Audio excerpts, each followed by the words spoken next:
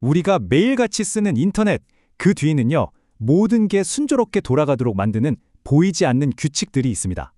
오늘은 바로 그 숨은 영웅들, 네트워크 제어에 대한 이야기를 한번 해볼까 합니다.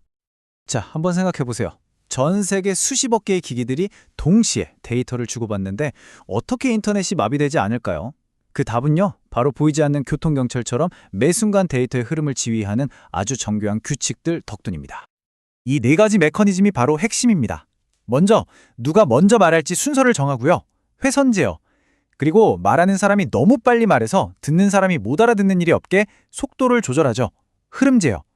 중간에 말이 꼬이거나 잘못 전달되면 고쳐주고요. 오류 제어.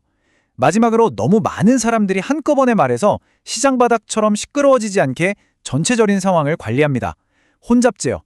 이 네 가지가 함께 작동하기 때문에 우리의 데이터가 안전하게 목적지까지 도착하는 겁니다.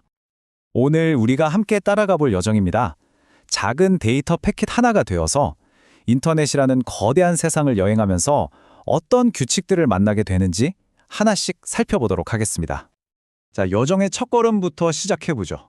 이건 마치 우리 동네 우체부가 편지를 바로 옆집이나 우체국에 전달하는 것과 같아요. 즉, 하나의 장치에서 바로 그 다음 장치로 데이터를 넘겨주는 아주 기본적인 단계입니다. 이 동네 수준에서는 규칙이 아주 간단명료합니다. 딱 두 지점 사이에서 순서를 지키고 받는 사람이 감당할 수 있는 만큼만 보내고 또 보낸 데이터에 문제가 없는지만 확인하는 거죠. 아주 기본에 충실한 단계라고 할 수 있습니다. 가장 원시적인 흐름 제어 방식이 바로 이 정지, 대기 방식입니다. 말 그대로예요. 데이터 하나 보내고 잘 받았다는 신호가 올 때까지 그냥 멈춰서 기다리는 거죠. 확실하긴 한데 상상만 해도 좀 답답하죠? 효율은 많이 떨어집니다. 자, 여기서 정말 흥미로운 지점이 나옵니다. 데이터에 오류가 생겼을 때 어떻게 대처하느냐인데 두 가지 전혀 다른 철학이 있어요. 한쪽은 문제가 좀 있어도 네가 알아서 고쳤어 라는 방식 FEC 있고요. 다른 한쪽은 이거 문제 있으니 그냥 새 걸로 다시 보내줘 라고 요청하는 방식 BEC입니다. 상황에 따라 뭐가 더 나은지가 달라지겠죠. 자, 이제 동네 우체부의 손을 떠나서 시야를 확 넓혀보겠습니다. 이제는 데이터가 도시를 넘고 나라를 넘어 전 세계로 배송되는, 즉 데이터 여정의 시작부터 끝까지 전체를 책임지는 거대한 글로벌 배송 서비스를 들여다볼 차례입니다. 여기서는 아까처럼 하나 보내고 기다리는 답답한 방식은 쓰지 않습니다. 대신 슬라이딩 윈도우라는 아주 똑똑한 기술을 쓰는데요. 이건 일단 받을 수 있는 만큼 데이터를 쭉 보내놓고 나중에 한꺼번에 확인하는 방식이에요. 데이터가 멈춤없이 계속 흐를 수 있게 되니까 효율이 엄청나게 올라가죠. 그러면 한 번에 얼마나 많이 보낼 수 있을까요? 바로 이 공식의 답이 있습니다. 여기서 RWND는 받는 사람의 처리 능력, 그러니까 수신자의 소화 능력이라고 생각하시면 되고요. CWND는 데이터가 지나가는 네트워크 자체의 상태, 즉 도로의 교통 상황이라고 볼 수 있습니다. 결국 둘 중에 더 작은 값에 맞춰서 보낼 수 있는 데이터의 양이 결정되는 거예요. 아무리 수신자가 많이 받을 수 있어도 길이 꽉 막혀 있으면 소용없고 길이 뻥 뚫려 있어도 수신자가 못 받으면 소용없으니까요. 바로 이 지점에서 많은 분들이 헷갈려하는 아주 중요한 차이점이 등장합니다. 데이트 세상의 교통체증이라고 해서 다 같은 교통체증이 아니거든요. 이 그림을 보시면 차이가 확 와닿으실 겁니다. 흐름 제어는요, 딱 두 사람 사이의 문제입니다. 제가 너무 빨리 말해서 여러분이 못 알아듣지 않게 속도를 조절하는 거예요. 반면에 혼잡 제어는 저뿐만 아니라 수많은 사람들이 동시에 말을 해서 아예 대화 자체가 불가능해지는 상황, 즉 네트워크 전체가 마비되는 걸 막는 겁니다. 1대1의 문제냐, 다수의 문제냐, 이게 핵심적인 차이죠. 그렇다면 그 거대한 네트워크 전체의 교통체증, 즉 혼잡은 어떻게 관리할까요? 그 해법은 바로 데이터를 보내는 쪽, 송신자에게 숨어 있습니다. 바로 TCP라는 프로토콜 안에 그 전략이 들어있고 이건 시간이 지나면서 계속해서 더 똑똑하게 진화해 왔습니다. TCP가 교통정리를 하는 방식은 크게 이 네 가지 전략으로 나뉩니다. 처음엔 도로 상황을 모르니까 조심스럽게 출발하고 느린 시작. 길이 괜찮다 싶으면 서서히 속도를 올립니다. 혼잡 회피. 그러다 뭔가 문제가 생긴 것 같으면 바로 대처하고 빠른 재전송.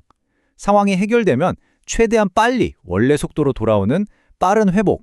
아주 지능적인 운전자라고 할 수 있죠. 보시는 것처럼 TCP는 그냥 가만히 있었던 게 아닙니다. 처음엔 좀 무식한 방법으로 시작했지만 계속해서 더 효율적이고 더 똑똑한 방식으로 발전해 온 거죠. 타호에서 리노, 그리고 뉴리노로 이어지는 이 과정 자체가 바로 인터넷이 점점 더 빨라지고 안정적으로 변해온 역사라고 할 수 있습니다. 맨 처음 나온 TCP-타워는 좀 겁이 많은 운전자 같았어요. 작은 문제만 생겨도 일단 급브레이크를 밟고 차를 세운 다음에 처음부터 아주 천천히 다시 출발했거든요.